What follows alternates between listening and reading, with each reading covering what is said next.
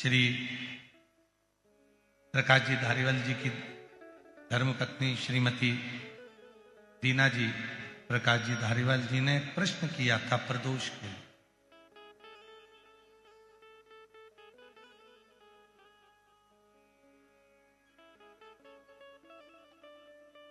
प्रथम प्रदोष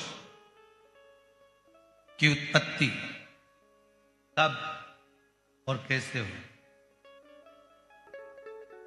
सबसे पहला प्रदोष का व्रत किसने धारण किया था? कहा जब देवता और असुरों ने मंथन किया और उस मंथन में जो हलाहल विष निकला और वो विष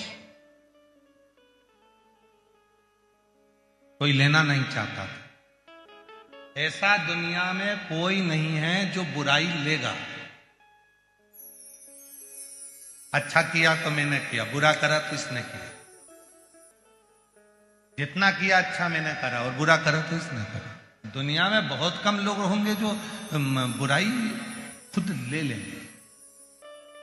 जब मंथन हुआ विष निकला और वो विष हलाहल विष शिव जी के पास पहुंचा।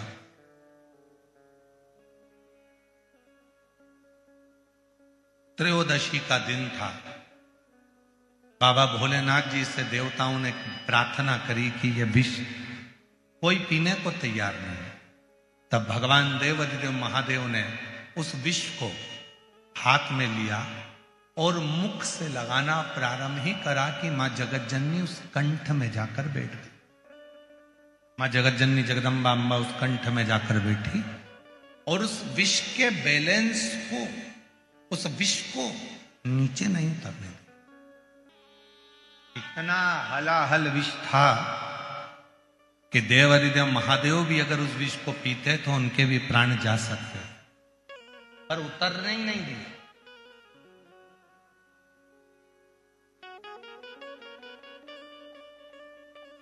सारे दोषों को, उस विष के संपूर्ण दोषों को मां जगतजननी ने अपने हस्त कमल पर झेल लिया और पूरी रात्रि पूरा समय मां जगतजननी शिव के नाम का स्मरण करती रही। शिव जी प्रसन्न हो गए और संपूर्ण सुख देने वाले उस प्रदोष का महत्व स्वयं शंकर जी ने पार्वती से कह दिया। पार्वती, आज त्रयोदशी है। जिस दिन तूने प्रदोष काल में मेरे कंठ में इस विष को झेला है,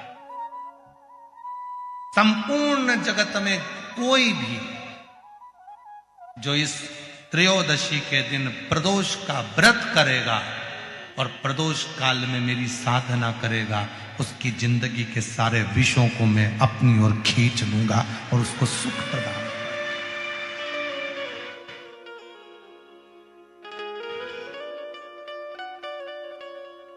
संपूर्ण जगत का विष कितना सुंदर कहा है। ये जो प्रसंग आप लोगों को मिल रहा है, ये प्रसंग हम इस कथा में लेने वाले नहीं थे, पर उन्होंने माता जी ने पहले दिन ही ऐसा प्रश्न खड़ा कर दिया, इसलिए इसको थोड़ा थोड़ा थोड़ा थोड़ा लिया जा रहा है। इसलिए इसको थोड़ा थोड़ा थोड़ा थोड़ा ले। कितना सुंदर वर्णन करा गया है शिव महापुराण में प्रदोष की महत्वता में। शिव महापुराण में प्रदोष की महत्वता कहते हुए स्वयं वेदव्यास जी वर्णन कर रहे हैं। तुमरुका जी चंचुला देवी से कहते हैं, चंचुला 15 दिन में प्रदोष आती है। हर 15 दिन में प्रदोष आती है।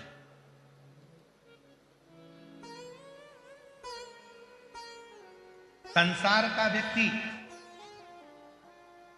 यदि किसी तीर्थ में नहीं जा सकता, संसार का व्यक्ति कोई तीर्थ नहीं जा सकता, संसार का व्यक्ति कोई तीर्थ में जाकर स्नान नहीं कर सकता, संसार का व्यक्ति किसी तीर्थ में जाकर किसी पवित्र नदी का यदि स्नान नहीं कर पाता, तीर्थ नहीं जा पाता या भगवान शंकर का भजन नहीं कर पाता, हर 15 दिन में प्रदोष आती है।